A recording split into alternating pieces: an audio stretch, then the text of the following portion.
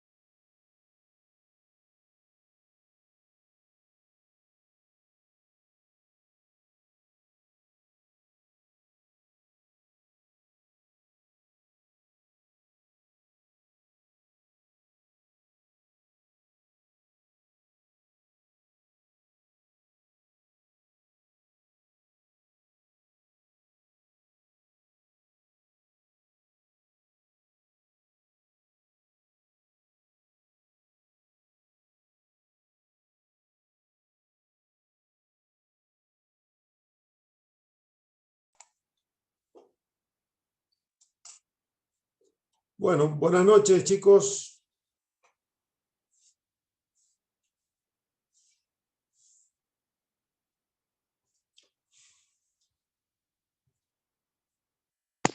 Buenas noches, profe.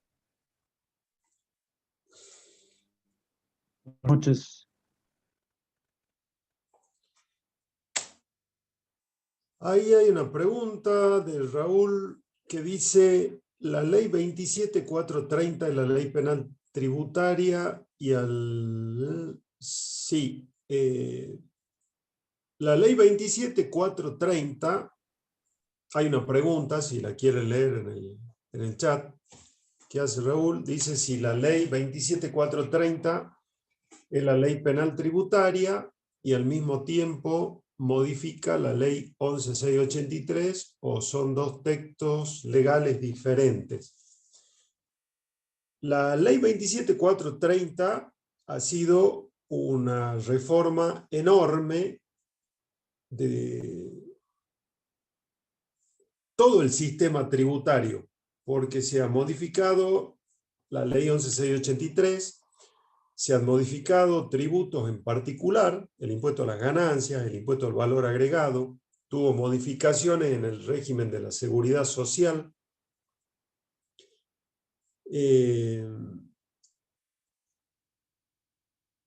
Ha modificado algunos tributos, ha introducido conceptos nuevos en los tributos, incluso en la ley 11.683.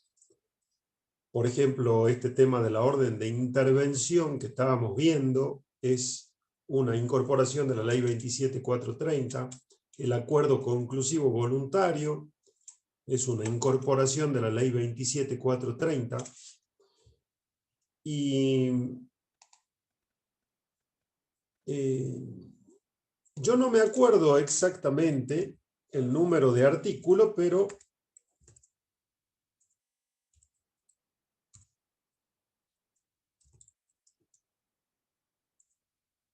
solo por ponerle un ejemplo.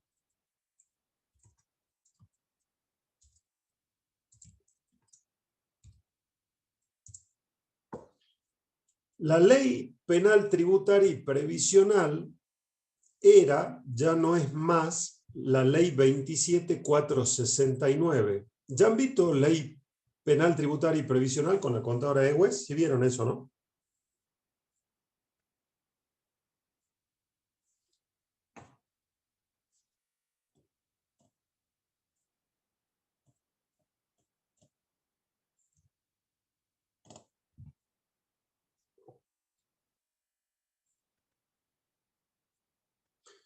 Bueno,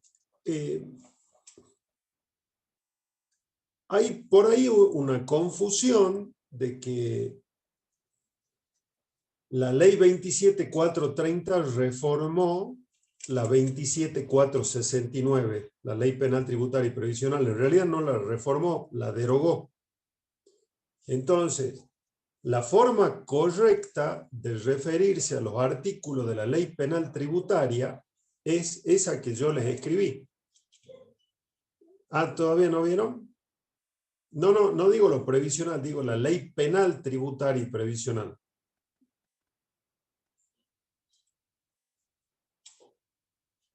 Me parecía que sí lo habían visto, pero ahí me pusieron que han visto muy poco, pero vamos a ver. A ver, déjenme buscar una cosa.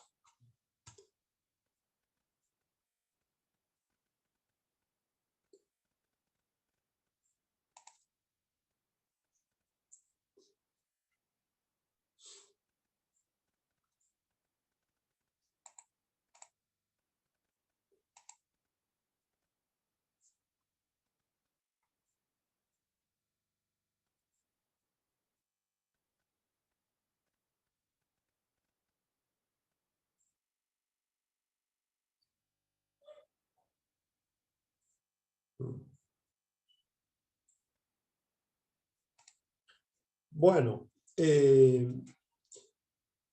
la ley 27.430 tiene una tonelada de artículos. Como les digo, va modificando muchos tributos, la ley 11.683 tiene un montón de artículos. Uno de esos artículos, ahora ya me entró la duda si el 272, ese que le puse, o el 279, no importa, es lo de menos. Ese artículo es el que constituye la nueva ley tributaria y previsional, porque derogó la 27.430, la 24.769, perdón, la derogó. Entonces, en el artículo, es el que no me acuerdo, 272, 279 de la ley 27.430, ahí se introduce como nueva ley penal tributaria, la ley penal tributaria y previsional que tenemos hoy vigente. Entonces, por ejemplo, uno en general y por simplificar, al artículo 1 de la ley penal tributaria y previsional le diría artículo 1 de la ley penal tributaria y previsional. Pero la forma técnica correcta de referirse a la ley sería ley 27.430, artículo 279, artículo 1. Y para referirse al artículo 3 de la Ley Penal Tributaria y Previsional, la forma correcta sería Ley 27430, artículo 279, artículo 3. ¿Me entienden lo que les quiero decir con la forma correcta? Lo que pasa es que resumiendo, uno le dice artículo 3 de la Ley Penal Tributaria y Previsional, y en realidad no es tan directa la referencia.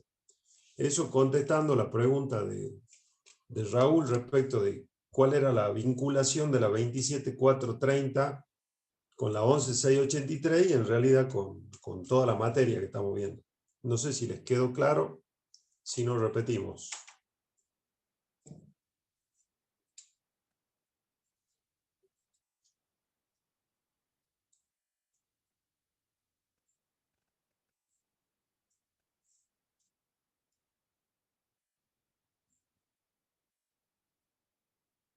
¿Estamos? Bien. Bueno. Cuéntenme ustedes si siguieron leyendo, qué dudas tienen. Aprovechemos esta clase para sacarnos todas las dudas para el parcial.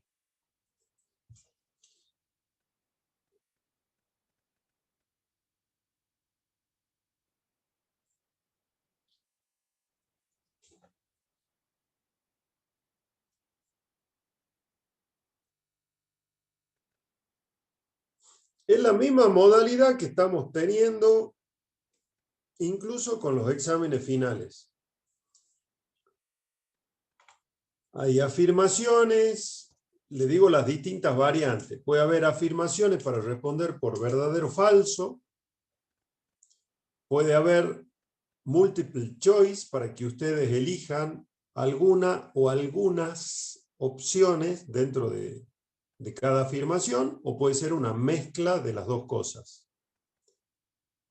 La forma de responder es siempre hacia adelante, o sea, una vez respondida una pregunta, supongamos que pasaron de largo la 1 y respondieron la 2, no pueden volver a la 1, es siempre hacia adelante, y el tiempo es de un máximo de media hora. Por ahí depende la cantidad de preguntas, puede ser menos de ese tiempo, pero no es para mucho tiempo de diferencia con relación a la media hora. Termina el parcial, que es de autoevaluación.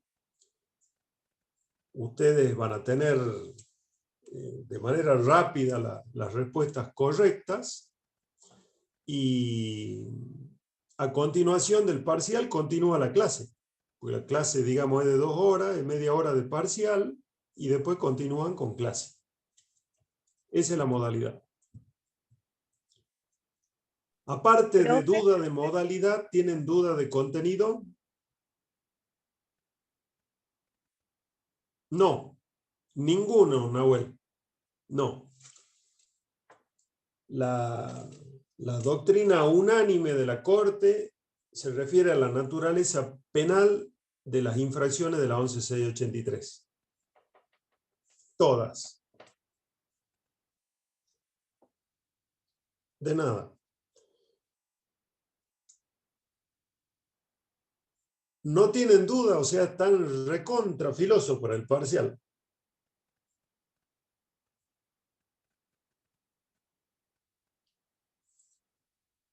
Raúl, en forma breve no te puedo explicar. No te tendría que dar un cuatrimestre de resumen, te tendría que dar. Vos a lo que te referías a una definición, somera, porque para explicarlo no es factible breve. El problema de lo que vos me preguntás es la palabra breve, el adjetivo.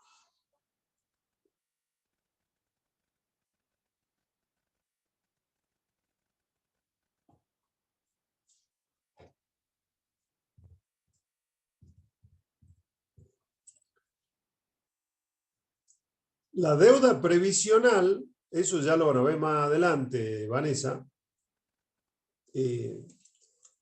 Todas las deudas determinadas en lo que hace a la seguridad social, tiene su propio procedimiento de determinación de oficio. El procedimiento en sí es muy similar al de la determinación de oficio de la 11683, pero es otro procedimiento de determinación de oficio propio.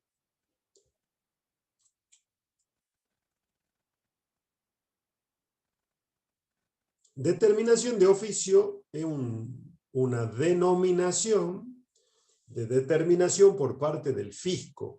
Entonces, digamos, hay una determinación de oficio, que es la que está en la ley 11683, para impuestos, tributos nacionales, cuya aplicación se encuentra y fiscalización a cargo de la AFIP. Hay una determinación de oficio en el Código Fiscal de la provincia de Salta para los tributos provinciales. Hay una determinación de oficio municipal y hay una determinación de oficio, en este caso de tu pregunta, para lo que son los conceptos de la seguridad social. Ahora sí, Raúl. Sí.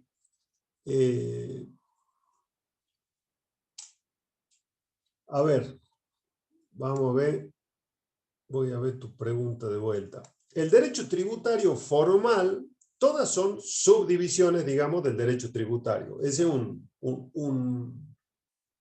inicio común a todas las subdivisiones del derecho tributario, esa definición. Es una subdivisión o una rama del derecho tributario, y la diferencia entre una y otra rama está por el objeto de estudio.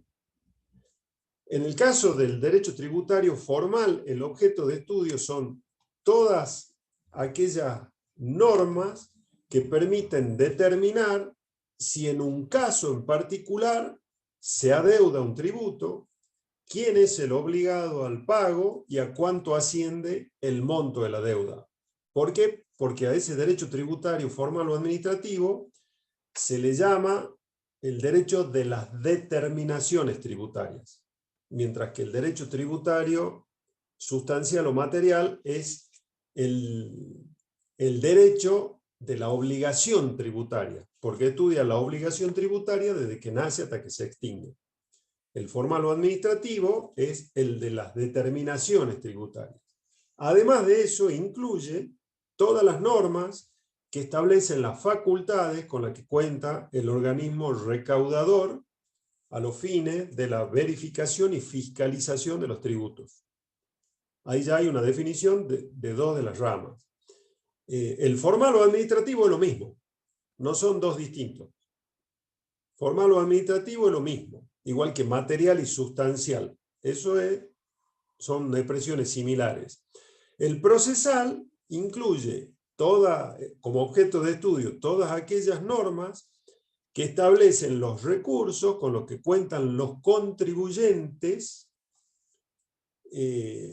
a los fines de discutir todas aquellas decisiones por parte del fisco con las que no estén de acuerdo o con las que estén en desacuerdo, mejor dicho. Esa es la parte del derecho tributario procesal. El derecho tributario penal tiene como objeto de estudio todas las normas que tipifican, quiere decir que describen, las infracciones tributarias y que establecen las correspondientes sanciones. Y ahí te faltaría el constitucional, que es el que estudia todas las normas constitucionales que regulan la potestad tributaria que tiene el Estado, que dice quiénes tienen la potestad tributaria, cómo se coordinan las potestades tributarias de los distintos órdenes de gobierno, contiene mecanismos de coordinación financiera y normas. Hay cierta parte de la doctrina que incluye dentro del tributario constitucional las normas que establecen o describen las infracciones y sanciones. La incluyen también dentro del constitucional. ¿Con eso estamos, Raúl?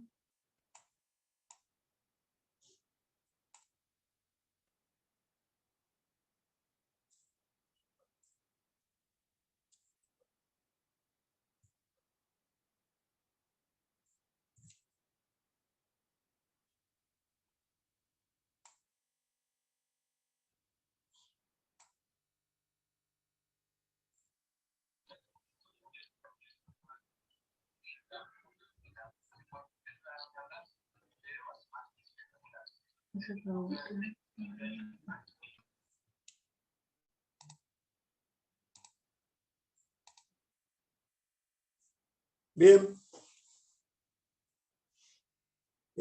A ver, hay otras preguntas. La Constitución establece que las provincias deben asegurar el régimen municipal, por lo cual los municipios tienen poder tributario verdadero. En realidad se denomina poder tributario. Hay posiciones respecto de si un poder tributario es originario o derivado. Y respecto de eso hay tres posiciones. Hay una posición que dice que los tres órdenes de gobierno, nación, provincias y municipalidades, tienen potestades tributarias exactamente del mismo rango, de la misma jerarquía, que no hay entre ellas, nación, provincias, municipios, ninguna jerarquía que esté por encima de la otra, porque las tres potestades tributarias derivan de la Constitución Nacional. Desde el punto de vista de esa posición, las potestades tributarias municipales serían originarias. Hay otra posición que dice que en realidad la única potestad tributaria originaria es la de las provincias y que la nación y los municipios tienen potestades tributarias derivadas o delegadas por las provincias. Porque quienes tenían el poder originalmente eran las provincias que a través de la Constitución Nacional delegaron potestades en la nación y en los municipios, y a la vez, dentro de la propia Constitución Nacional, se reservaron ciertas potestades para sí, las provincias.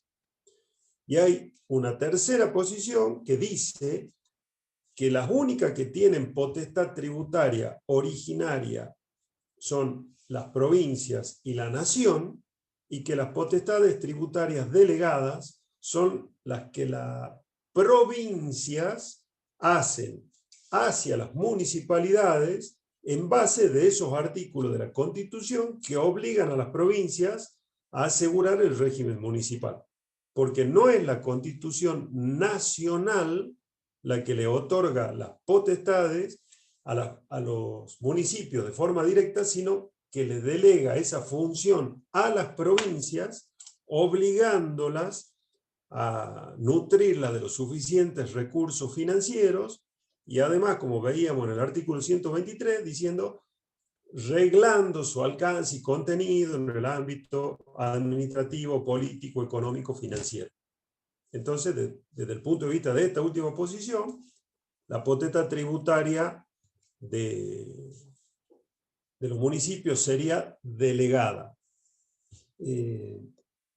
Eso se relaciona, no es lo mismo, pero se relaciona con lo que veíamos de si se trata de organismos autónomos o autárquicos, que hemos dicho que la propia Corte los calificó en definitiva de autónomos, pero con una autonomía restringida.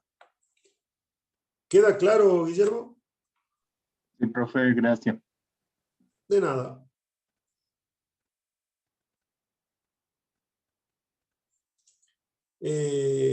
Castillo, no veo el nombre. Castillo, ¿cuánto es?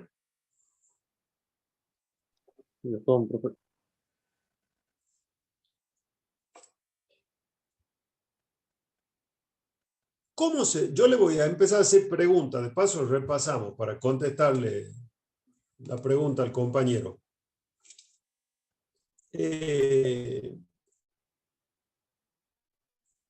A ver, ¿por dónde la llevamos?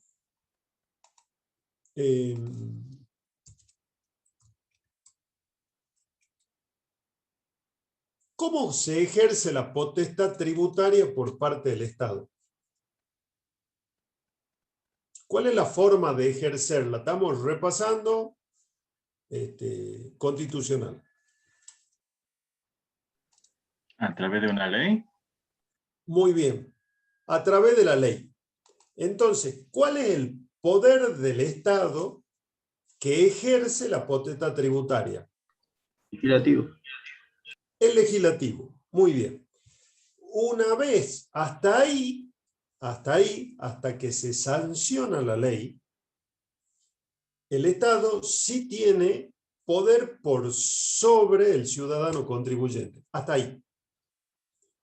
Una vez que la ley está sancionada, si un contribuyente, o llamémosle una persona humana o jurídica, perfecciona un hecho imponible,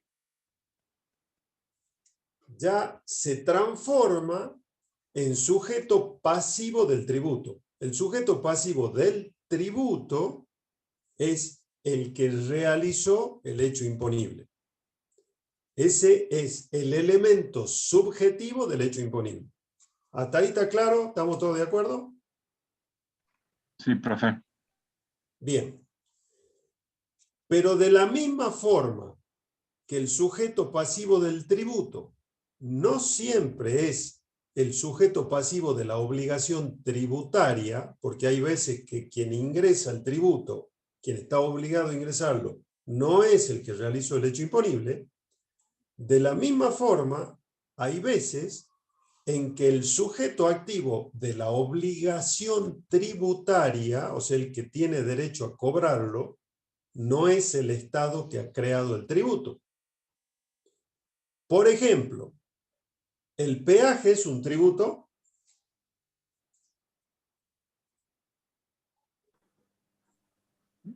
Sí. Sí, profe, la contribución. Sí. ¿Y el que lo cobra es el Estado? No. No, profe. No. Está la función. Entonces, ahí tenemos un caso en el que llamémosle el cobrador de la obligación tributaria, sujeto activo de la obligación tributaria, el que tiene derecho al cobro del crédito, no es el titular del poder tributario. Porque, por ponerle un ejemplo, AUNOR, una sociedad, cuando tenía a cargo la concesión del peaje, uno le sigue llamando AUNOR, pues bueno, AUNOR no tiene poder tributario, tiene competencia tributaria delegada por el Estado para cobrar un peaje, que es un tributo. Pero el tributo no lo creó AUNOR. ¿Queda claro? Sí, profe. Otro caso, Gastón, que te responde la pregunta, que poníamos como ejemplo en la parte de la clasificación de los tributos. Dentro de las contribuciones especiales, las contribuciones parafiscales. Esa que decíamos que se cobraban por beneficios originados en especiales actividades o gastos del Estado, o que se han creado con la finalidad de que ciertas entidades cuenten con un financiamiento autónomo. Y poníamos como ejemplo de esas contribuciones parafiscales, por ejemplo, los recursos de la seguridad social, que en ese caso sí los percibe el Estado, pero también habíamos puesto como ejemplo de esas contribuciones parafiscales todos aquellos ingresos que perciben los consejos profesionales y que tenemos que pagar los profesionales matriculados como consecuencia de la obligación de matriculación para ejercer una profesión. Y decíamos, eso es un tributo. ¿Y por qué por qué es un tributo? Porque los consejos profesionales son organismos no estatales, pero sí públicos, que cumplen una función, la del control de matrícula, que si no fuera cumplida por los consejos profesionales, debería ser cumplida por el Estado. Y el Estado delega esa función, que es especial para cada profesión, en los consejos. Por eso los consejos son creados por ley y a través de esa ley se los dota de la potestad de cobrar lo que constituye un tributo, que es ese Por ejemplo, el derecho de ejercicio profesional que pagamos mensualmente. Es un tributo. ¿Cuál es el beneficio con el que cuenta el contribuyente de ese tributo, que somos los profesionales? Y todos los beneficios que nos da el Consejo Profesional. Asistencia, consulta, servicio de biblioteca, servicio de cursos, un servicio de muchas veces que tienen que ver con cuestiones sociales, por ejemplo, de alquiler de salones, de alquiler de lugares deportivos, canchas, etc. Esos son los beneficios que son propios de las contribuciones, en realidad de las contribuciones especiales, de cualquiera, y de las contribuciones parafiscales en particular que estamos hablando. Y ahí quien lo percibe, el Consejo, a ese tributo, no es el titular del poder tributario. ¿Queda claro, Gastón? Por eso es falsa la afirmación esa. ¿Qué sería lo falso de eso? Es siempre. No es siempre el titular del poder tributario. ¿Está claro, Gastón, o no?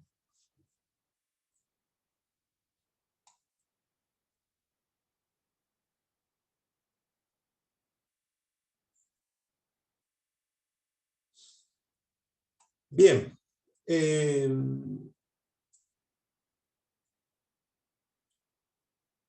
No se olviden con el tema de las afirmaciones, todo eso. Por ejemplo,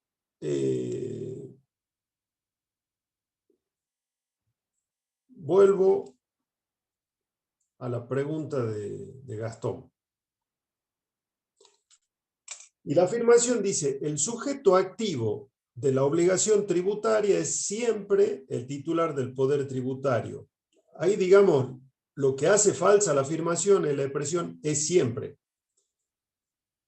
Si la misma frase hubiera dicho, por ejemplo, el sujeto activo de la obligación tributaria puede ser el titular del poder tributario, se transforma en verdadera, porque es uno de los que sí puede ser. Ahora, recuerden que si la afirmación no es totalmente verdadera, la transforma en falsa, automáticamente.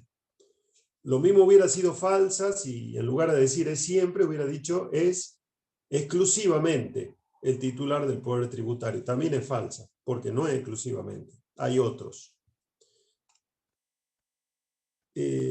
Sí, las llamadas contribuciones parafiscales, sí, eso es. Y había una pregunta antes.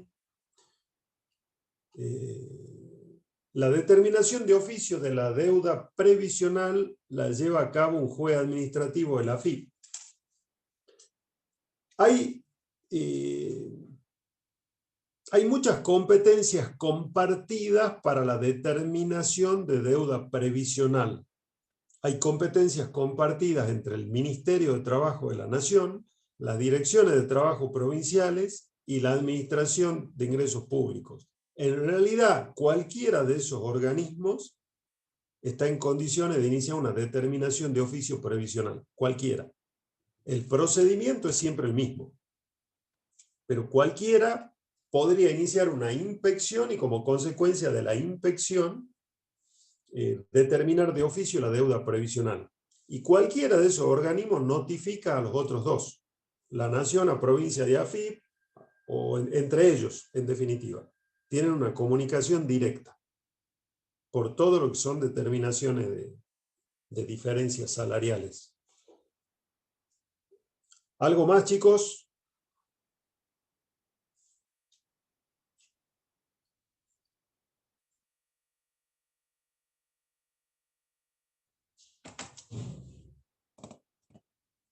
Bueno, hasta que se acuerden, a ver si tienen alguna otra duda, vamos a ver una cosa acá.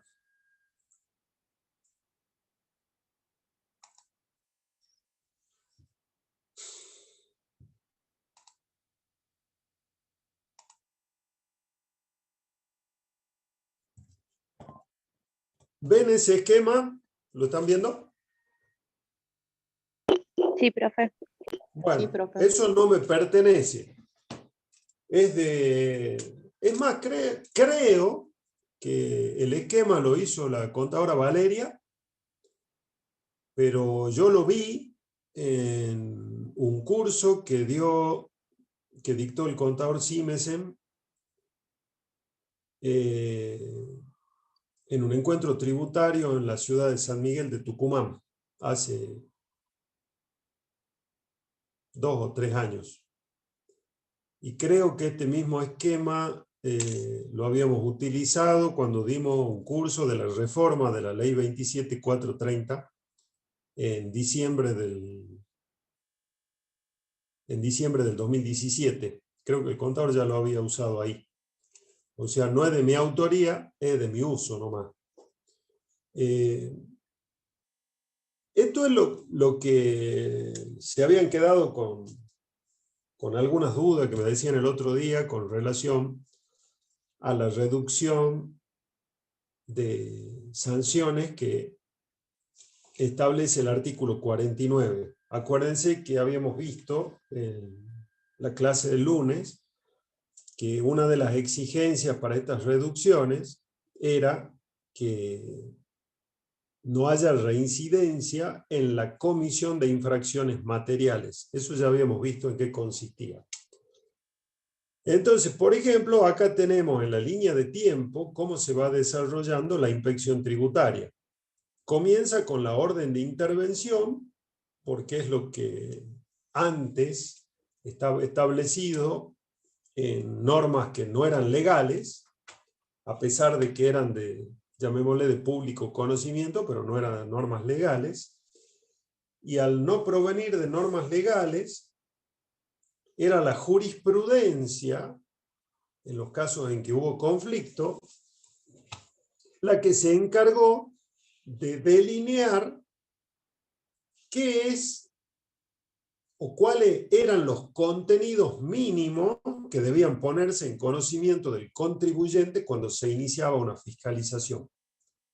Todas esas acotaciones, todos esos aportes jurisprudenciales han ido delineando lo que hoy por hoy es el artículo 36 que, por la reforma de la 27430, termina describiendo cómo debe iniciarse la fiscalización de un contribuyente y qué es lo que se le debe notificar al contribuyente a través de lo que se llama orden de intervención.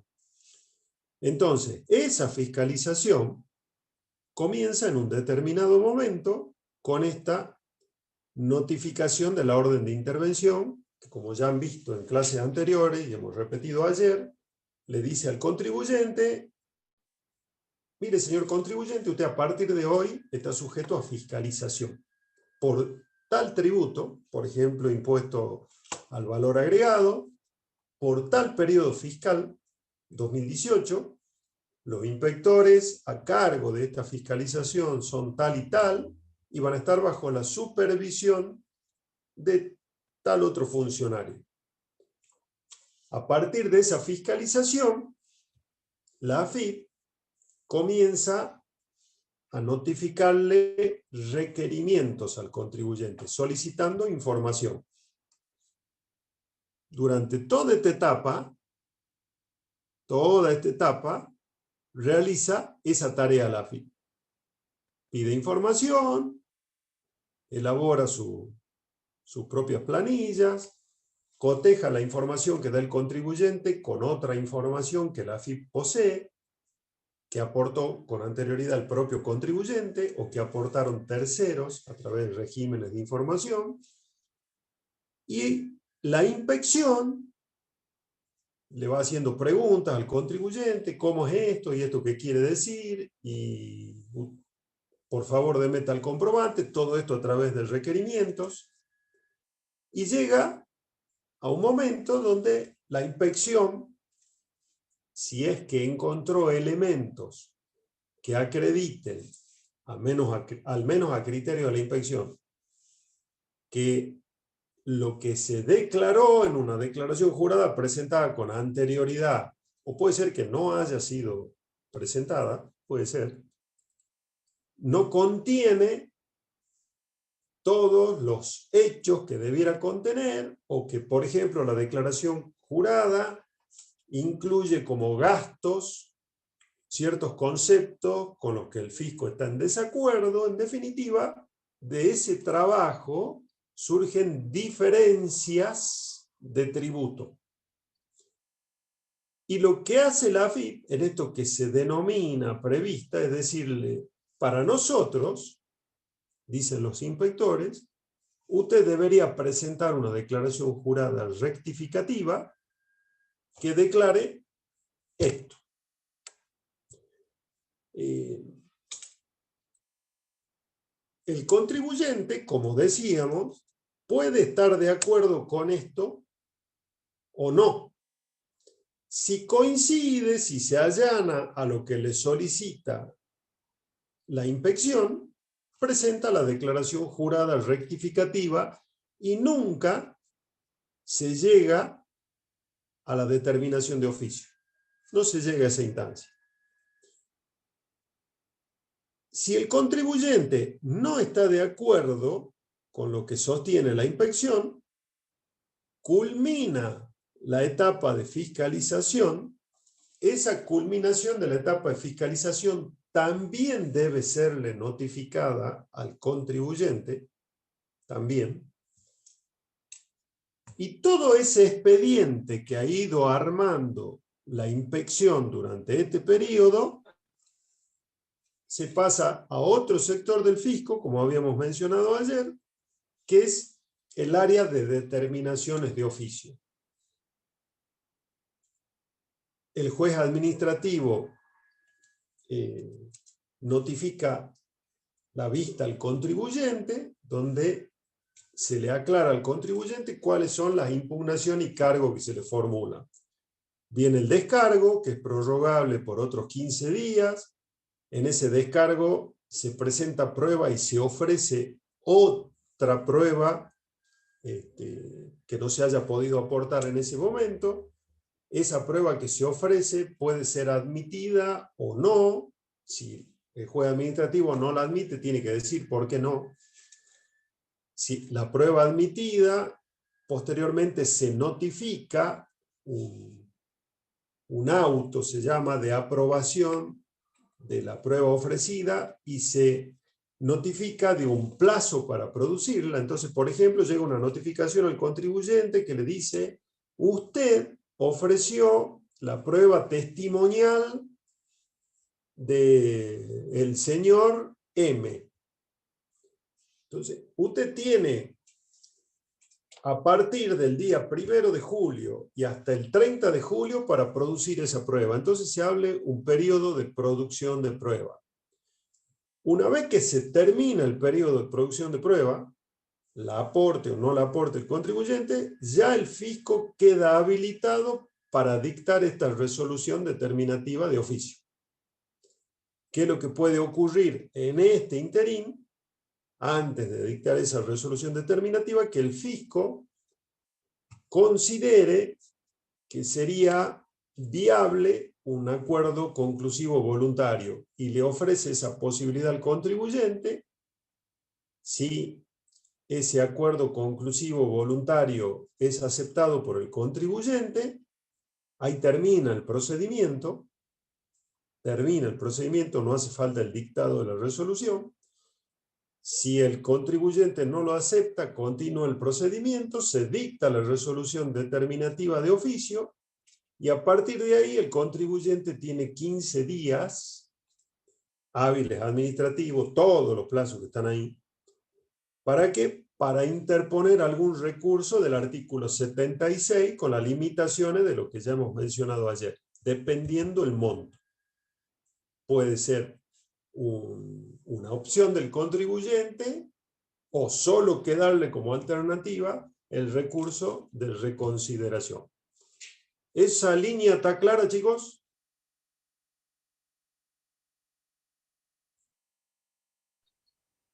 Sí, profe. Bien. El artículo 49 dice lo siguiente. Si acá se presentó una declaración jurada o no, que no contenía todos los datos, ingresos, conceptos que debía contener. En la medida que el contribuyente presente la declaración, si es que no la presentó a la fecha de vencimiento, o rectifique la presentada anteriormente, antes de que se le notifique esta orden de intervención, no le va a corresponder ninguna sanción por la omisión o defraudación según sea el caso. Ninguna. O sea, ni el 100% del artículo 45, ni el 200% del mismo 45 en el caso de operaciones con sujeto del exterior, ni las 2 a 6 veces del artículo 46, nada. ¿Queda claro? Sí, profe. Bien, ¿está claro para todos, chicos? Sí, profe. Bien. Si ya lo notificaron de esta orden de intervención, o sea, ya está bajo fiscalización, y antes de que el fisco le diga para nosotros, usted debería rectificar la declaración jurada y la declaración jurada debería ser esta. Este contribuyente o presenta la que no presentó o rectifica la que presentó en este periodo, la sanción se reduce a 1/4 del mínimo. Entonces, en el caso del artículo 45, digamos, no es que hay mínimo ni máximo, hay 2 sanciones dependiendo de si la omisión es por operaciones, llamémosle así en general, realizadas dentro del país, y hay otro porcentaje por operaciones, por omisiones originadas en operaciones con sujeto del exterior. Nos quedemos con la del país. ¿Cuál es la multa del 45? 100% del tributo omitido. Ese es a la vez mínimo y máximo, digamos. Entonces, si rectifica la declaración o la presenta y la conducta del contribuyente es solo culposa y por lo tanto corresponde a la aplicación del artículo 45, la multa se reduce al 25% del 100%, digamos, es 1/4 del mínimo máximo. ¿Queda claro? Sí, profe. Si esas mismas situaciones, presentación de la declaración o rectificativa, se produce entre la prevista y la vista, va a la mitad del mínimo. Si es luego de la vista, pero antes de que venzan los 15 días para el descargo, se reduce a 3/4 del mínimo. Si estábamos hablando del 45 al 100%, digamos, sería el 75% del tributo omitido. Y si esa declaración, digamos, ya no ha sido presentada en ese momento, llegamos a la resolución determinativa de oficio. Ya llegamos, porque no hay otra posibilidad prevista por el 49 para este periodo. Llegamos a la resolución determinativa. Si el contribuyente la consiente, o sea, lo que dice el juez administrativo en la resolución, el contribuyente no lo va a discutir. No lo va a discutir. No llega a esta instancia y dice, la consiento, la multa que corresponde se reduce al mínimo legal. En el caso de la omisión es 100%, pero todos estos casos, si estamos hablando de defraudación, las reducciones son muy importantes. Ya de por sí en la omisión son importantes. Pero si estamos hablando en la defraudación, la sanción de multa es de 2 a 6 veces la diferencia de tributo. Entonces, ¿cuál es el mínimo? 2. Imagínense que 1/4 del mínimo, medio mínimo, 3/4 del mínimo o el mismo mínimo es mucho más barato que si hubiera sido 3 veces, 4 veces, 5 veces o 6 veces. Las sanciones a aplicar, cuando tienen piso y techo, la graduación se establece en base a varios parámetros que están en la misma ley. No me acuerdo si son los artículos 52, 53, una cosa así, pero una de las cuestiones, por ejemplo, el comportamiento del contribuyente dentro del periodo de fiscalización. Cómo se ha comportado, si oponía resistencia, si colaboraba con la fiscalización. Hay muchas cuestiones. Los antecedentes del contribuyente también sirven. Todo eso sirve para regular las sanciones que tienen un mínimo y un máximo. Entonces, si nos llevamos, como les digo, de la defraudación, entre 6 veces, que es el máximo, y un cuarto, un medio, un tercio o el mínimo, hay mucha diferencia. ¿Queda clara la reducción? Todo esto, recuerden, siempre y cuando no haya reincidencia. Es una condición para cada una de estas reducciones, incluso de la exhibición de responsabilidad. ¿Queda claro, chicos?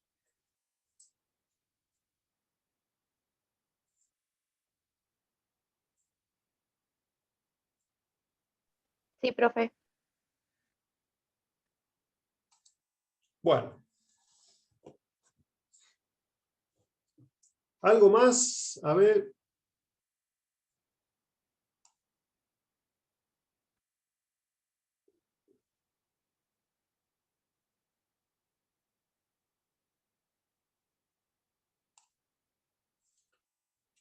¿Estuviste en la clase de ayer, Raúl, o no?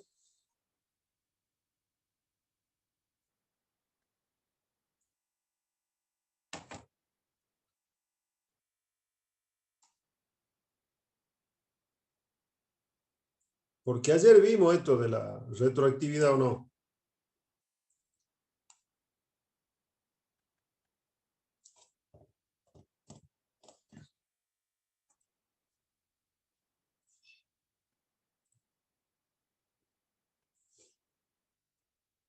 Bueno, a ver, repetimos entonces, Raúl.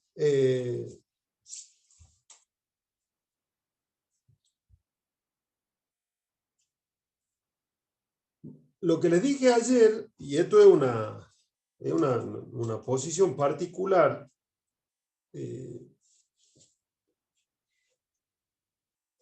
no hay ninguna norma tributaria que prohíba la aplicación retroactiva de una norma. Ninguna norma tributaria la prohíbe. Y el Código Civil tampoco la prohíbe. Porque en un artículo, que creo que era el 3, dice que las leyes rigen y se aplican aún a las consecuencias de situaciones anteriores, de situaciones ocurridas con anterioridad. Después dice, no tienen efecto retroactivo, pero después le pone una coma y dice, salvo disposición en contrario. Entonces, nosotros, por la misma interpretación de las normas tributarias, sabemos que cuando las normas tributarias no describen una situación, no la definen, nosotros tenemos que acudir a las definiciones del derecho de fondo, a lo que regula el derecho de fondo. Y ese derecho de fondo, en nuestro caso, es el Código Civil y Comercial, el derecho civil. Y si el derecho civil lo admite, si no hay ninguna norma tributaria que lo prohíba, y el derecho civil lo admite, nosotros tenemos que empezar diciendo si se puede aplicar en forma retroactiva. La Corte, bueno, ahí dentro de las aplicaciones retroactivas hay que diferenciar dos conceptos. Lo que se llama retroactividad impropia, que en realidad es una retroactividad que no se produce, porque uno tiene que hablar de retroactividad pura como tal a una norma que se aplica, estamos hablando de tributos, a un hecho imponible que se ha realizado con anterioridad a la sanción de esa ley o de esa reforma de ley. Cuando estamos hablando de retroactividad impropia, estamos hablando de una ley que se ha sancionado antes de que se perfeccione un hecho imponible en el caso de un hecho imponible de ejercicio. Caso típico del impuesto a las ganancias, donde hay múltiples hechos económicos que se realizan durante un periodo de un año, que puede o no coincidir con el año calendario, pero que se perfeccionan o la ley de ganancia lo tiene por perfeccionado el último día de ese ejercicio. Entonces, en la medida de que esa norma tenga vigencia un día antes o el mismo día del cierre del ejercicio, la retroactividad en realidad no se produjo porque el hecho imponible todavía no está perfeccionado. Sí han ocurrido hechos antes, pero no hechos imponibles, sino hechos que forman parte de una cadena de hechos que culminan con el perfeccionamiento del hecho imponible al cierre del ejercicio. Por lo tanto, se le llama retroactividad impropia porque ahí no hay retroactividad verdadera. ¿Vamos claro, Tyrone?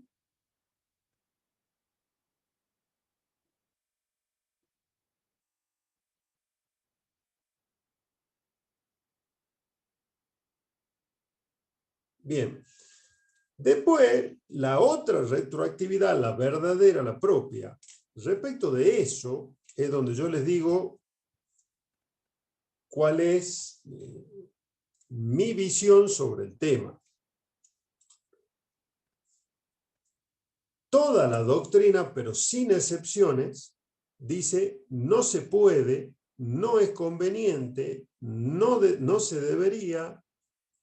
Estamos todos, yo me incluyo, ¿no?, llenos de no, que no, porque precisamente uno de los argumentos es decir, yo tengo un derecho incorporado a mi patrimonio y por lo tanto es derecho de propiedad a que se me aplique la ley vigente en el momento en el que se perfeccionó el hecho imponible. Entonces, cualquier modificación posterior que se quiera aplicar sobre este hecho que ya se perfeccionó es retroactiva y eso está prohibido. Porque yo ya tengo un derecho incorporado a mi patrimonio. ¿A qué viene esto? A que el propio Código Civil y Comercial, después de que admite que haya retroactividad cuando hay disposición en contrario de una ley, o sea, que la ley diga se aplica de forma retroactiva, el mismo Código Civil y Comercial pone un límite y dice, no se va a poder aplicar esa retroactividad cuando haya un derecho patrimonial, un derecho constitucional que pueda verse afectado. Entonces, toda esta doctrina con la cual yo coincido, dice, ya hay un derecho patrimonial incorporado cuando se realizó el hecho imponible. ¿Cuál es ese derecho que se incorporó a mi derecho de propiedad? El derecho a estar bajo la cobertura de la ley vigente en ese momento en que se realizó el hecho imponible. Pero, ¿qué dijo la Corte con relación a eso? Y no en uno, sino en varios fallos. Dijo, nadie tiene un derecho irrevocablemente adquirido al mantenimiento de la legislación tributaria. Y a continuación dijo, solo en algunos casos, sí hay un derecho incorporado al derecho de propiedad de un contribuyente que no puede ser vulnerado por una ley posterior.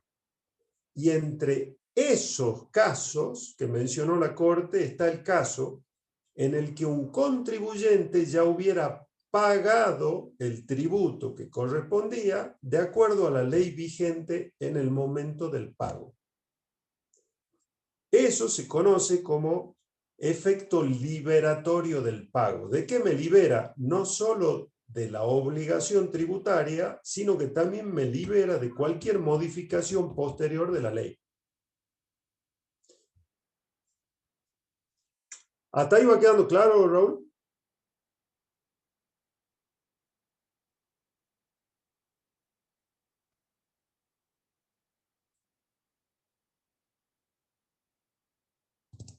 Bien.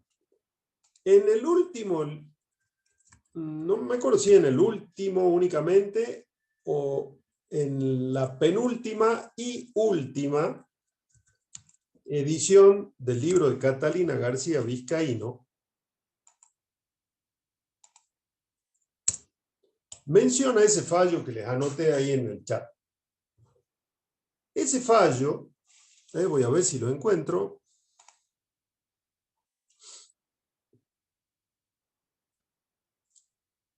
Ténganme paciencia.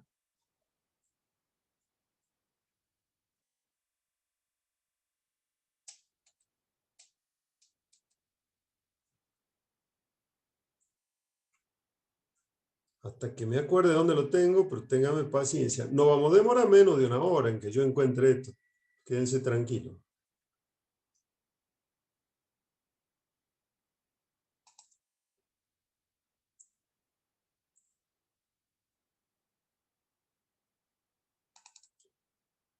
Quiero darles la expresión textual que usó la Corte, pero cuando la encuentre.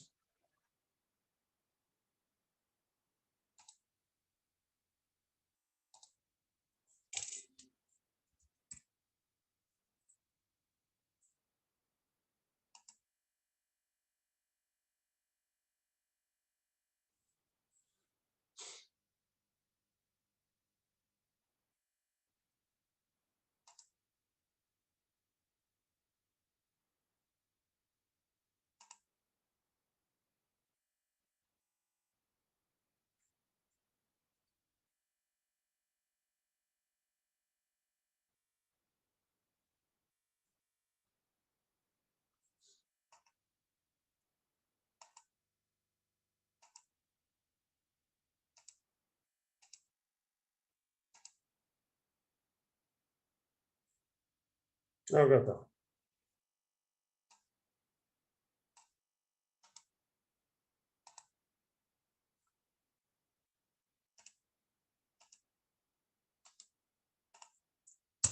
Eso dijo la Corte. Y ya le digo la fecha.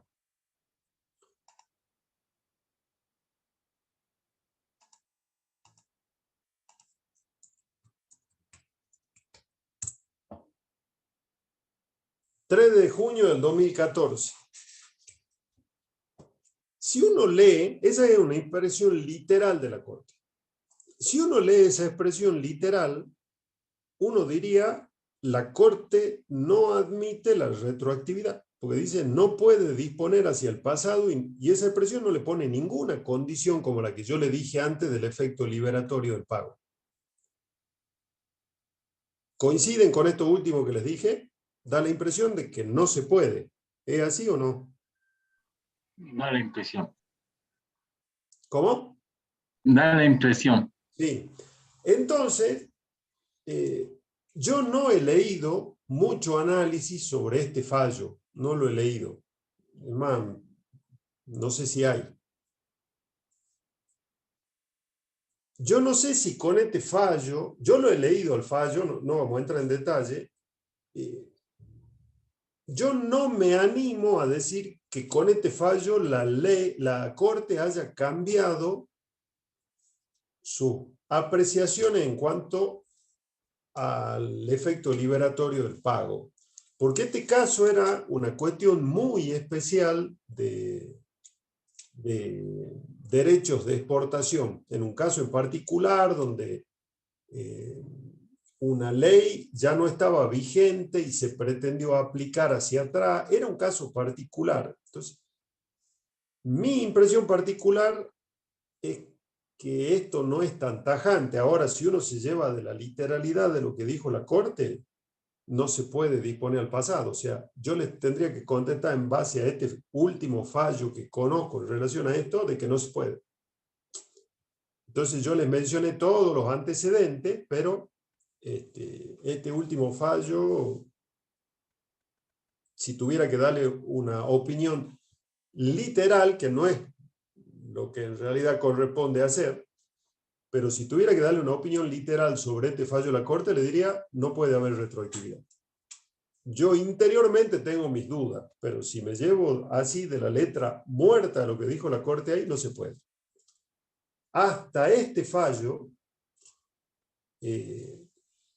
digamos, resulta válido todo lo que les dije anteriormente con relación a que hasta la propia Corte lo admitió, con la excepción de esa, entre otros casos, de esa teoría del efecto liberatorio del pago.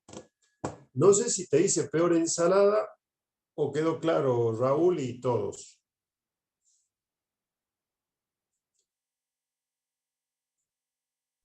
Profesor, disculpe, en ese caso no sería, o sea, analizar lo que dice ese fragmento que usted acaba de copiar ahí al chat en el contexto en el que se dio el caso, digamos, porque si es que podría ser en este caso por ser un caso aislado, digamos, no esa generalización que usted nos acaba de decir. Claro, es que lo que vos estás diciendo, Raúl, es exactamente lo que yo opino. Yo lo veo como muy... Mi opinión es que la expresión esta de la Corte se refirió a las circunstancias propias de ese caso, que eran muy particulares, y realmente era una cosa, ¿cómo decirte? Hasta sonaba violento, digo, intelectualmente pensar en que se podía aplicar para atrás por las circunstancias especiales del caso. Entonces, me queda la sensación ambivalente de decir, y la Corte es tajante en lo que dijo, y como no aclaró más, porque no es que acompañó esta frase de un coma para el caso sometido a nuestra consideración. Dijo esta frase así suelta. Entonces la frase suena a que no se puede en ningún caso. A mí me quedan dudas. Pero digo, si ustedes se tienen que llevar de algo que dice la Corte y no el contador Ale, es esa frase. Es esa frase. No se puede. Yo sigo teniendo mis dudas. Pero como les digo, no he vuelto a ver otro fallo que sea tan tajante como este, ni he visto mucho comentario profundo sobre eso, sobre esa expresión. Yo tengo mis dudas. Y Bien, si bien. fuera en materia penal, ahí se admite la retroactividad, pero con el criterio de la ley penal más benigna. Ahí sí hay aplicación retroactiva. De lo contrario, no. En ese caso, la Constitución prohíbe la retroactividad en materia penal, pero salvo en el caso de la ley penal más benigna. Eso quiere decir que si se sanciona en un momento una ley o una reforma que imponga una pena menor para un hecho que está siendo juzgado y que ocurrió con anterioridad a la sanción de la ley, se aplica la ley penal más benigna. Entre la vigente en el momento de comisión del hecho y la que corresponda al momento de aplicar la sentencia, entre las dos, la más benigna. En ese caso sí puede haber retroactividad porque es admitida. De lo contrario, no. Pero en ese caso, a diferencia del tributario, es la propia Constitución la que prohíbe la retroactividad. En cambio, en materia tributaria, la Constitución no dice ni mu. El Código Civil la admite cuando se establezca. Y como les dije antes de este último fallo, hasta la misma Corte la admitió en muchos fallos con el límite de la doctrina del efecto liberatorio del pago. Así sería la historia. ¿Algo más, chicos?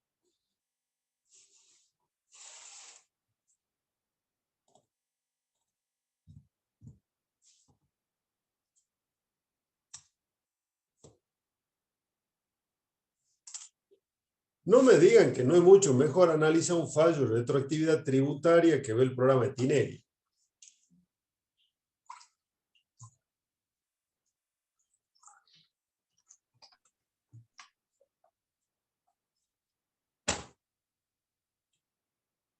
¿Algo más?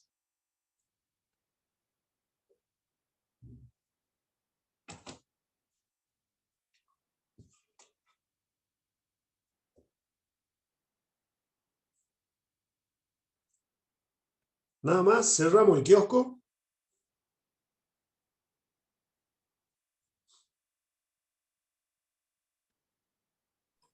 Profe, una pregunta.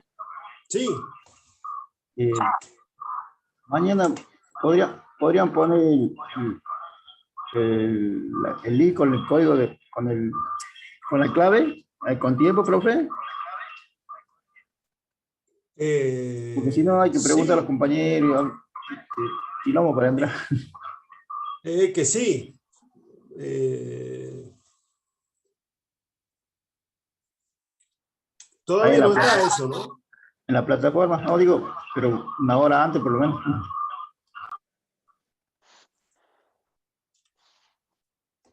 Sí, Profe, sí, no se utiliza el mismo. lo van a tener con tiempo. Lo que pasa es que de todos modos no se habilita el ingreso hasta, hasta una hora determinada, que es la del parcial. O sea, me refiero, así se lo pongamos un día antes, ustedes no van a poder entrar porque digamos, se bloquean las entradas hasta ese momento. Precisamente los mismos chicos del sistema nos piden eso para que no se arme una hecatombe de sistema. Ellos tienen que ir regulando eso. Pero digamos, el link en sí va a estar. Lo que no está hasta que sea la hora, no digo la hora justa del parcial, sino un tiempo antes, la posibilidad de acceso.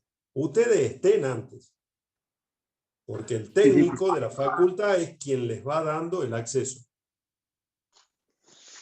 Sí, profe. Profesor, disculpe, Sí, buenas noches. Y en el caso de que, por ejemplo, yo no rindo porque soy oyente, sí. ¿cómo hago? ¿Entro a la plataforma al horario del parcial? No, porque no, si estás como oyente y no figuras como alumno cursante, creo que no se puede rendir. No, claro, pero digo, ¿después hay clases o no? Después hay clases, sí, sí. Pero ¿y cómo hago? No voy a poder entrar entonces a clases. Eh, o sea, vas a poder entrar en la plataforma, pero bueno, la clase va a empezar cuando termine el parcial.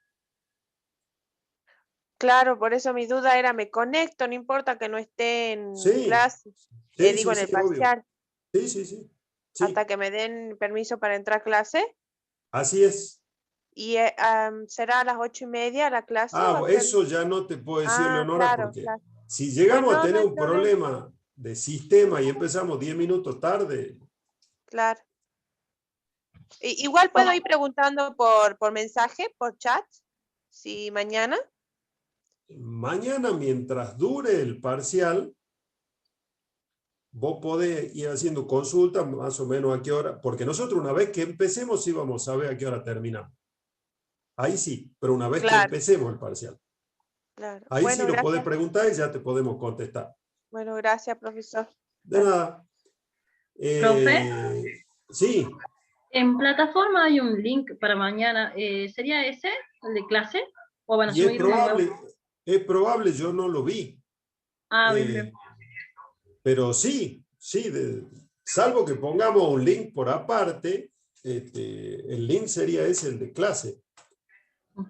Pero quizá mañana, ustedes fíjense, porque quizá haya un link especial, es más, es lo que yo creo, que va a terminar habiendo un link especial del parcial.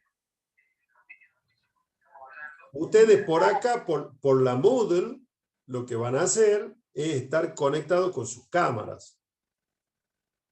Pero en el link del parcial es por donde van a ir contestando las preguntas. Entonces el Zoom para identificación, el parcial a través de Moodle.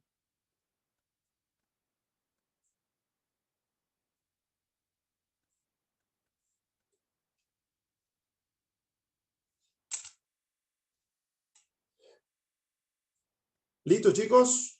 Ah, había una pregunta.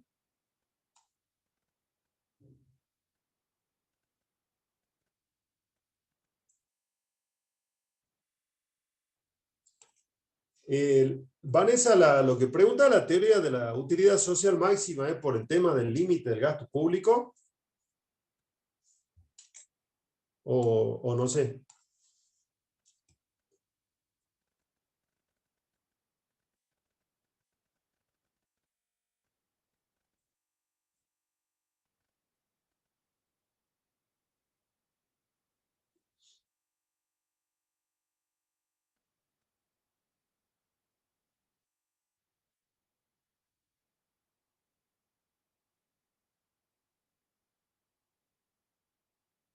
Bueno, esa teoría de la utilidad social máxima, en realidad, ha sido una discusión, no, utilice mal el verbo, no ha sido una discusión, es y continúa siendo una discusión eterna el tema del gasto público. Hay un enorme grupo de economistas bajo una cierta idea económica que lo disfrazan al gasto público como si fuera Satanás, y hay otra mitad de enorme cantidad de economistas que reconocen todas las virtudes que tiene el gasto público. El problema no es el gasto público, sino la concepción que cada uno tiene del gasto público. Siempre se ha reconocido que el gasto debe tener límites. El problema está en dónde está el límite del gasto, y en el límite del gasto, más que cuestiones de tipo económico o matemático, si se quiere, hay evidentes cuestiones de tipo político. No es otra cosa que eso. Les pongo un ejemplo, como tantos de cuestiones económicas. Hay muchas cosas que parecen verdad, o que se toman, mejor dicho, como verdad, por una simple cuestión de repetición histórica. Algunas pueden ser ciertas y otras no. Por ejemplo, al que madruga, Dios lo ayuda, todo ese tipo de frases.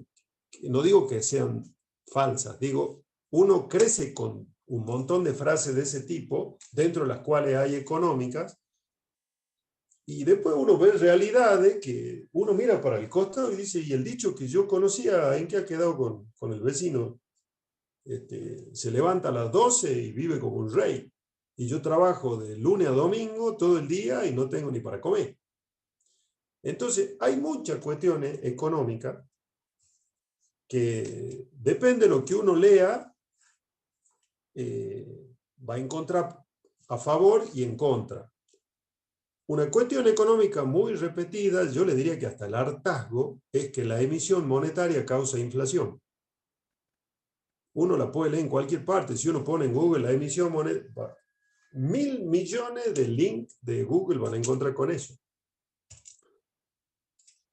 Y todo eso responde a escuelas económicas que no son argentinas. Mira toda la vuelta que estoy dando, Vanessa, para explicarte lo que me dijiste, la utilidad social, pero todo tiene que ver con todo. Entonces, esas escuelas económicas responden a intereses económicos multinacionales que no necesariamente coinciden con los mayores intereses que puede tener una sociedad. Y como todo lo que conocemos, ¿ustedes cómo se enteran? Le hago preguntas de la vida cotidiana. ¿Cómo se enteran ustedes, por ejemplo, de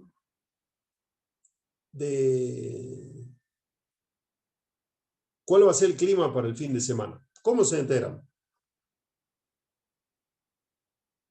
Pronóstico que dicen los informativos. El pronóstico. El pronóstico. El pronóstico es una especie de publicidad especializada. una especie de publicidad. Pero voy a la publicidad. ¿Cómo se enteran, sobre todo las chicas que viven mucho más pendientes que nosotros, de qué se usa, de qué está de moda? ¿Cómo se enteran de eso? ¿Lo encuentran en el libro de Catalina García Vizcaíno? Eso? ¿Dónde encuentran que está de moda?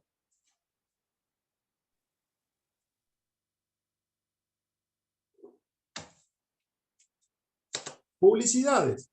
Es todo publicidad. Todo publicidad. Las teorías económicas, ¿por qué se hacen más conocidas unas que otras? Y depende del nivel de difusión que tengan. Entonces, muchas teorías económicas muy difundidas han salido de universidades prestigiosas. Por ejemplo, la Universidad de Yale en Estados Unidos, la de Cambridge, Princeton.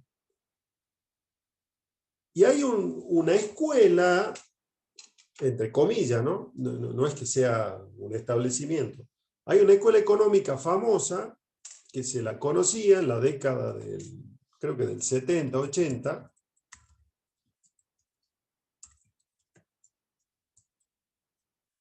que le decían, uy, ahí se lo mandé a uno en particular, no importa, ahora lo ponemos para todos. Se lo conocía como los Chicago Boys. Entonces muchos economistas del mundo iban a estudiar a la Escuela Económica de Chicago y se publicitaban, se impulsaban ciertas ideas que se tomaban como verdades absolutas. Y en realidad, lo que es bueno para un país puede ser pésimo para otro y más o menos para otro. Todo depende de... No se olviden que la economía es una ciencia social. Depende mucho de las sociedades, de los comportamientos sociales. Entonces, hay muchas creencias históricas que no necesariamente son ciertas. Una de esas es el demonizar el gasto público, etcétera, etcétera. Y el establecer límite también ha sido muy discutido y sigue siendo muy discutido. En esto sí hay que gastar, en esto no hay que gastar, no hay que gastar más de esto, sí conviene. Depende a quién se escuche, van a escuchar beneficios o van a escuchar perjuicios.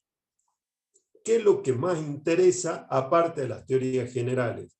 ¿Cuáles son los efectos reales que se han ido produciendo en la economía de un país? Todos los economistas de esa escuela de Chicago, todos ellos han sido ministros de economía de gobiernos con ideas neoliberales. Al menos de los que yo tengo uso de conciencia, desde que más o menos tenía el razonamiento, yo, por mi edad, lo vi aplicado por primera vez durante el gobierno militar, el proceso que abarcó del 76 al 83 en la Argentina. Esa fue la primera vez, no la única.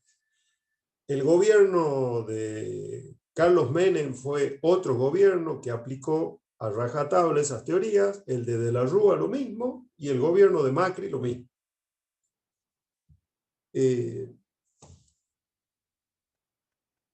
No hace falta que les diga cómo termina económicamente cada una de esas historias, porque no es porque sea nuestro país, en todas partes del mundo siempre ha producido lo mismo, una total dependencia de financiamiento externo, total. Entonces, digo, las escuelas económicas dicen lo que les conviene en general a los países grandes, no es para países como el nuestro, y no es para aplicarlas de forma ciega, no quiere decir que todo sea malo. Digo que aplicarlas de forma absoluta, como siempre se intentó, no tiene absolutamente nada de bueno para países como el nuestro. Por eso ustedes van a escuchar economistas ortodoxos, que parece como si fuera un piropo. Uno dice, este es un economista ortodoxo, es como diciendo, este hace lo que tiene que hacer, de acuerdo a las teorías. Y después están los heterodoxos. Y se le dice heterodoxo en forma peyorativa, como diciendo, este no la tiene clara. Y en realidad no es que no la tenga clara, nada más que piensa que no hay una forma absoluta de aplicar esas teorías. Al que le interese, denme un segundo.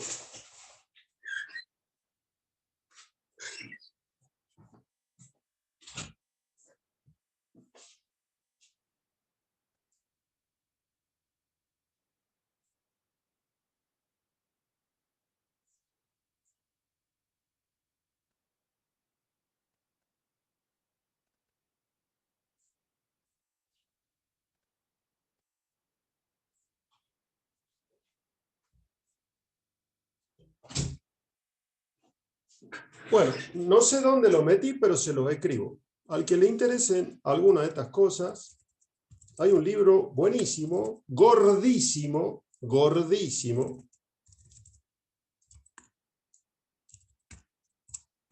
Se llama así, El Capital en el siglo XXI. El autor es un economista francés, no me acuerdo exactamente si se escribe así, pero se llama Thomas Piketty. Y es un economista recontra prestigioso, profesor universitario, y en ese libro él, por decirle, destruye un montón de mitos, como este de la utilidad social máxima, etcétera, etcétera, del límite del gasto público, y demuestra con números cómo muchas cosas que nos venden como verdades absolutas son totalmente falsas, completamente falsas. Ya te voy a terminar contestando lo de la utilidad social máxima, pero digo, tiene que ver, Vanessa. ¿Ustedes han visto la película Una mente brillante? ¿Alguien la vio? La película Una mente brillante. Algo así. Bueno, esa película... Sí, profe, sí. a ver, no llego a ver. Disculpen. ¿Quién la vio? Yo la vi, profe. Bueno, esa película describe la vida de un economista.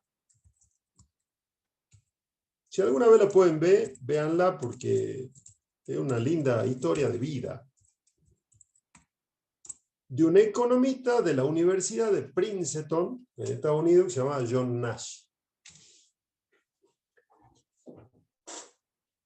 ¿Cuál es el economista que ustedes conocen como más famoso de la historia? O al menos uno de ellos. Y todos hemos estudiado, cuando hemos estudiado economía, Adam Smith. Ahí está, Adam Smith. Todos hemos estudiado teoría de Adam Smith. Quiere decir que Adam Smith ha sido el mejor, el que no tuvo errores, y no. Nada más que las teorías de Adam Smith han sido, como les digo, lo importante de todo esto es la publicidad. ¿Y la publicidad cuesta dinero o no? Mucho. Mucho. Mucho dinero cuesta. Entonces, la difusión de una teoría no solo depende de que sea buena o no, sino de cuánta difusión se le dé. Y si un libro sale de una cierta universidad, de un cierto país que es prestigioso y es conveniente para una cierta ideología, y se le da mucha difusión porque hay intereses que resultan beneficiados de que esa ideología se transmita a la mayor cantidad de países posible. Adam Smith, que es el considerado padre del liberalismo, digamos que la idea, una de las ideas centrales del liberalismo económico, dice que la mayor forma, y ahí empezamos un poco a contestarle a Vanessa, la mejor forma de lograr un beneficio colectivo máximo es que cada uno de forma individual busque su propio mayor beneficio.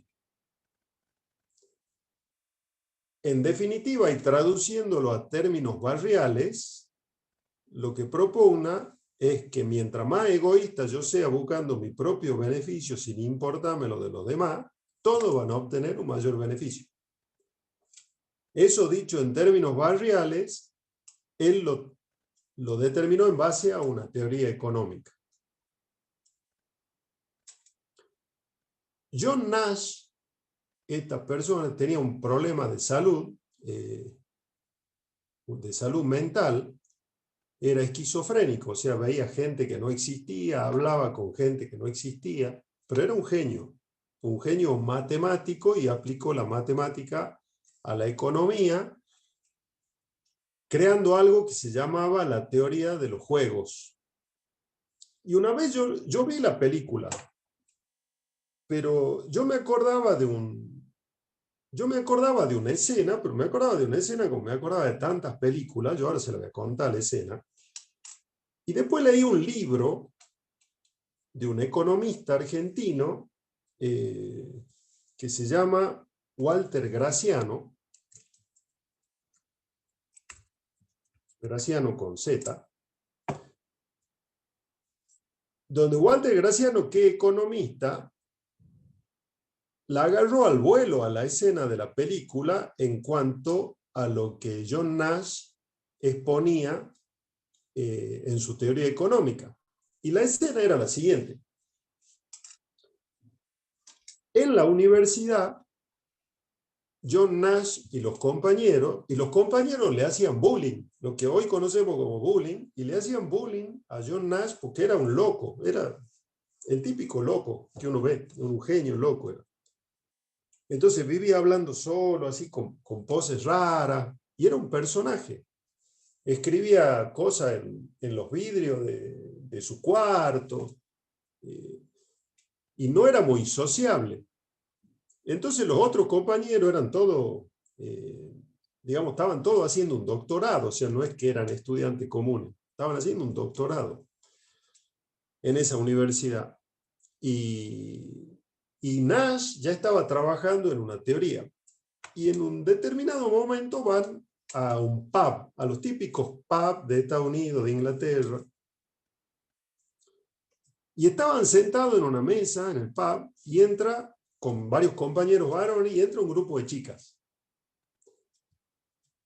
Y una de las chicas, eran 4,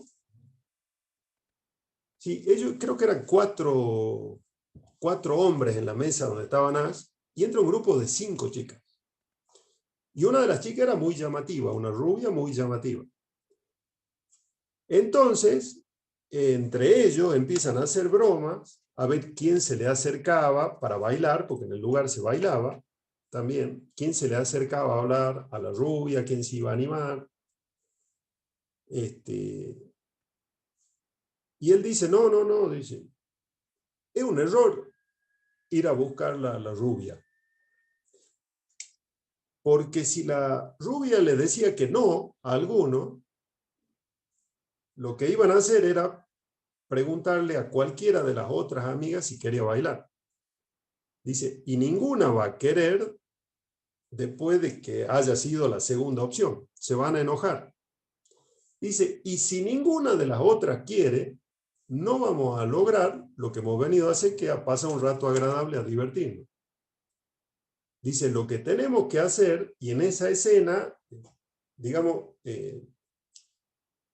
es como que hacen una recreación visual de lo que él estaba pensando. Si vamos los 4 a buscar a las otras 4 amigas y la ignoramos a la rubia, vamos a lograr el objetivo que todos queremos, que es divertirnos y pasar un rato agradable.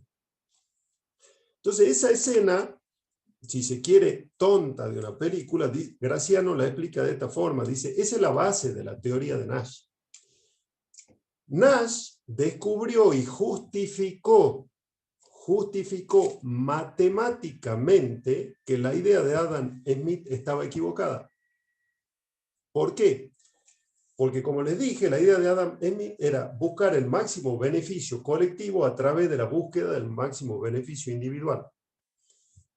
Y Nash, a través de su teoría que se llamaba teoría de los juegos, pero no era solo de los juegos de azar, o sea, de un juego de jueguito de mesa, era de los juegos como de un juego entre contrincantes que tenía aplicaciones de tipo económico. Él demostró matemáticamente que lo que Adam Smith sostenía como única solución a los problemas económicos, él probó que había múltiples soluciones. O sea, probó que la teoría de Adam Smith en definitiva estaba equivocada y la probó matemáticamente. Entonces, ¿qué sostenía Nash? Que la mejor forma de buscar el beneficio colectivo es buscar el beneficio individual siempre que a la vez ese beneficio individual sea un beneficio para todos.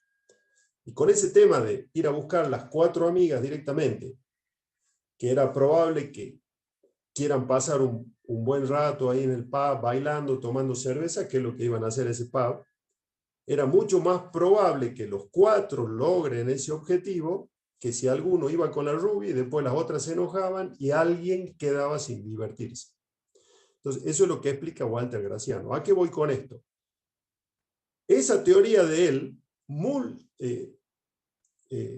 no solo obtuvo el doctorado, sino que hasta obtuvo, creo que el premio Nobel por esa teoría. Y uno dice, ¿y por qué una teoría matemática que demuestra que Adam Smith estaba equivocado en su absolutismo no ha sido tan difundida con la de Adam Smith? Vuelvo al tema de las publicidades. La teoría de Adam Smith facilitó el crecimiento desmesurado de los países centrales por su aplicación absoluta, pero no su aplicación absoluta en esos países, sino la aplicación absoluta en los países de los cuales se sirven los países centrales. Porque ninguno de los países que la aplicó en forma absoluta logró la utilidad social máxima que se busca a través de la economía, incluso de los gastos públicos, sino que por el contrario, las desigualdades fueron cada vez mayores, en beneficio de esos, no de los países centrales en su totalidad, sino de los poderes económicos centrales de esos países centrales. Porque incluso en esos países también hay desigualdades enormes.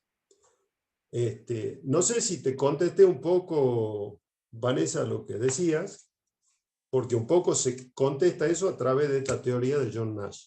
Es buscar a través del gasto la utilidad social máxima. No tiene un número. Depende de cada sociedad en particular. Se dice que el gasto público debe tener ese límite. Extraer, porque al efectuar gastos públicos es necesario obtener un ingreso público para financiarlo, que genera, entre comillas, un perjuicio a quien se le detrae esa riqueza, a través de un tributo, por ejemplo. Entonces, ¿cuál debe ser el límite del gasto público donde se logre la máxima utilidad a través de ese gasto sin que esa utilidad produzca un perjuicio colectivo muy grande a través de la búsqueda del recurso? No sé si queda claro, Vanessa.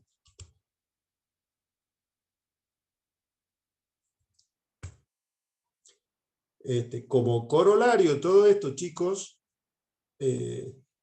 digo, para decirlo en términos coloquiales, no se traguen sapos que lean en titulares de diario. Traten de leer muchas fuentes, fórmense su propia idea. No copien ideas ni repitan ideas de otros. Los títulos de los diarios, y yo no tengo redes sociales, no sé, no quiero ni las quiero tener. Pero cuando leo muchas veces en los diarios que salen hilos de Twitter y todas esas cosas, digo, la forma en la que se repiten cosas que son barbaridad y muchas de ellas mentiras es increíble. Digo, y si eso forma conciencia es peligroso. Ustedes están en una edad en la que están formando esa conciencia. No se queden con frases, no se queden con eslogan, no se queden, ni siquiera con lo que yo les digo se queden. Miren lo que les digo. Ni siquiera con eso. Ustedes tomen cosas de todo el mundo, tómenlas, pero ustedes profundícenlas de varias fuentes y saquen sus propias conclusiones. Porque van a ver que de esa forma se van a llevar muchas sorpresas respecto de muchas cosas que uno, sin quererlo y muchas veces inconscientemente, las toma como absolutamente ciertas y son totalmente falsas. Bueno, chicos, ¿algo más?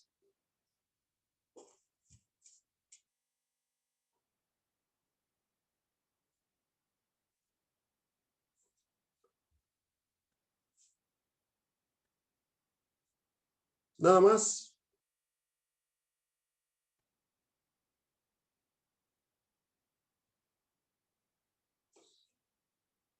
Bueno, nos estaremos viendo mañana entonces, chicos. Muchas gracias. Nos vemos. Profe. Nos vemos.